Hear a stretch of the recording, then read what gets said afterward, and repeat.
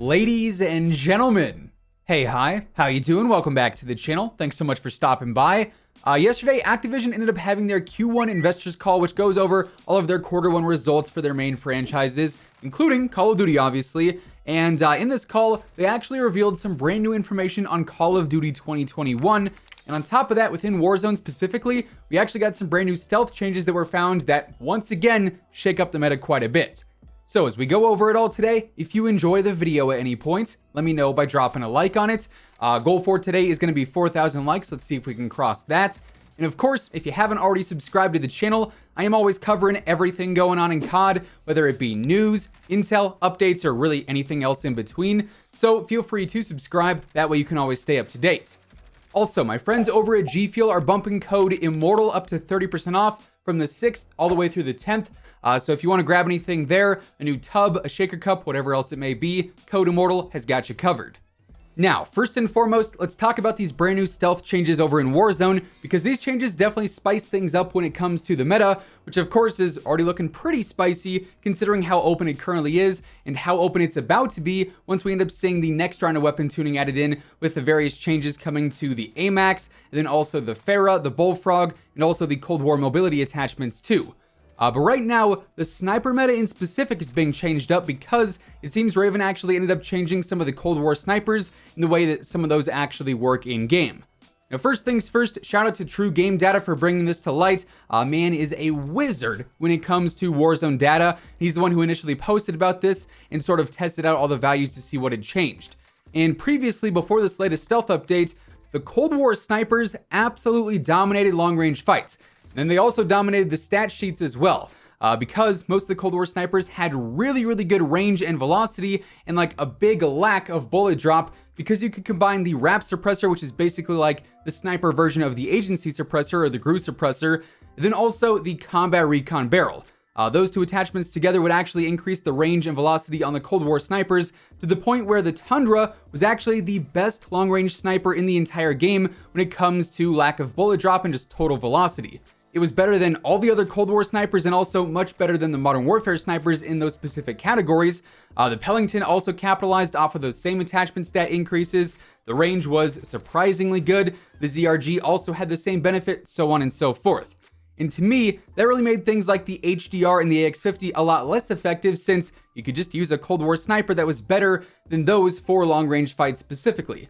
However, this recent stealth update ended up reducing the range and velocity increases that the wrap suppressor and the combat recon barrel actually gave snipers like the Tundra and the Pellington, which now actually has them just below snipers like the AX50 and the HDR for the best velocity possible, basically. And I would say that means that probably right now, the HDR and then the CAR, for obvious reasons, are really the two best snipers in the game. It's no longer the Tundra for those really long-range sniper fights. What also is really curious about this, though, is that the nerf to the combat recon and the wrap suppressor combo didn't seem to affect the ZRG sniper for some reason. Now, because the Tundra was obviously nerfed, the ZRG actually has the best bullet velocity out there for the Cold War snipers. So you might say, well, that's gotta be the new best sniper now, right? And I guess in a way it is. If you're constantly fighting at like extremely long ranges, theoretically, it'd be the easiest to use at a long range just because of the lack of bullet drop, so you wouldn't have to work as hard to compensate for that. But it's kind of an awkward sniper in general. I mean, the magazine sizes are very weird. It's definitely pretty slow for overall movement, and the optics really aren't the most ideal in my opinion. So for that reason, or for those reasons I should say, I'd say now the best sniping options are the CAR for a more aggressive class like it has been for months and months now. Then also the HDR for a long-range sniper, which now almost brings back like the OG sniper meta in a sense, since the HDR was really the go-to for the first part of Warzone when that sniping meta was very much so alive. So yeah, just a heads up there, the sniping meta was shaken up a bit because of those recent stealth changes. Then we've also got to talk about Call of Duty 2021, because we've got some new interesting news here that, like I said, stems from the Q1 investors call that Activision had earlier on this week. Usually, these investors calls don't give us a ton of new info. They usually leave that for like blog posts and trailers and whatnot later on in the year, but these do give us some breadcrumbs, you could say, some small bits of info here and there. And the first big thing that was announced yesterday was that Sledgehammer Games is in fact leading the development on Call of Duty 2021. This, of course, has been like the main rumor going around for quite some time now. Sledgehammer was leading the development on this game that Infinity Ward is working on their 2022 title, which is probably going to be Modern Warfare 2 again. But now, I digress, it is official. Sledgehammer Games is back in the lead role position for the very first time since COD World War II. And while this upcoming title, Call of Duty 2021, does not have a confirmed name yet, rumors are saying this game is going to be World War II, again, just under the name Vanguard, as we've talked about before.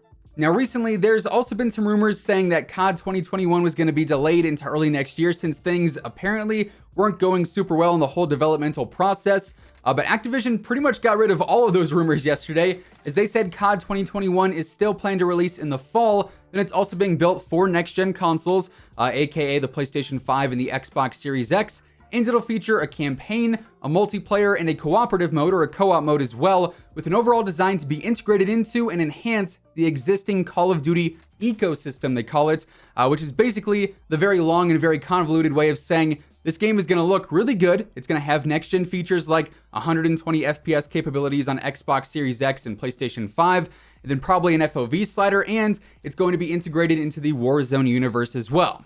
Now, previously, Activision has also stated that the actual reveals for future COD games are likely going to occur later on in the year, pretty similar to what happened with Cold War when it was revealed in, late summer, early fall, whenever it was via the whole Warzone Know Your History event.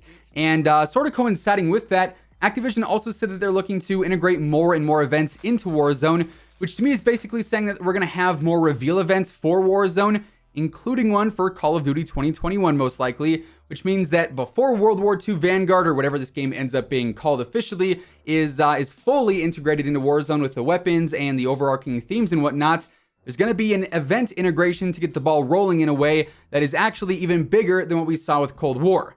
They also explained and they detailed that they're going to take things above and beyond with what they've already done in Warzone, which basically just means that events and reveals moving forward should be even more innovative and even more exciting, hopefully. Now, to me, this also means that we're probably not going to get anything major on COD 2021 until around, late summer, that sort of time frame there. We may end up getting like a name drop maybe via like the Q2 investors call here in a few months, or perhaps we get a new leak in the coming months as well. But mainly, all the big COD 2021 info will be coming later on this year during late summer and early fall. But yeah, there you have it. With all of that being said, that is effectively everything we now know about the recent stealth changes in Warzone and what's to come with COD 2021 as of right now. That's going to wrap things up for today. If you enjoyed the video, let me know by dropping a like on it. And of course, if you're new here and you want to stay up to date with everything going on in COD, whether it be news, intel, updates, or really anything else in between, feel free to subscribe with your notifications turned on. That way you'll always know whenever I upload a new video. As always, if you want to check out any of my partners, be sure to use code WHosImmortal for a discount on all Scuff, G Fuel, Gamer Advantage, and Control Freak products. And the links for all those can be found down in the description below. But once again, thanks so much for tuning in, and until next time, take it easy, have an awesome rest of your day, and I'll catch you guys later. Peace out.